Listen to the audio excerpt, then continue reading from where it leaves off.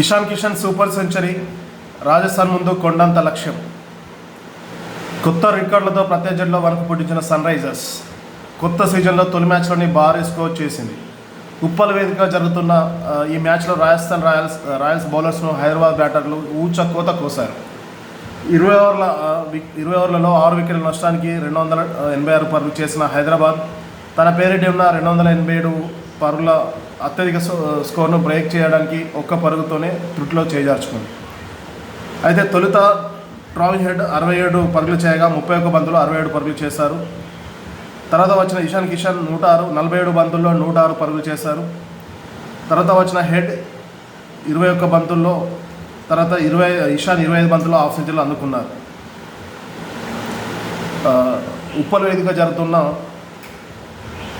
Sun Risers Hyderabad versus Rajasthan Royals ముందు Rajasthan match జరిగింది. ఇందులో ఇషాన్ అద్భుతమైన సెంచరీ చేశాడు. 20 ఓవర్లకి 6 వికెట్ల నష్టానికి సన్ రైజర్స్ 286 పరుగులు చేసింది. సో ఇంకా సెకండ్ హాఫ్ స్టార్ట్ అవ్వాల్సి ఉంది, చూద్దాం.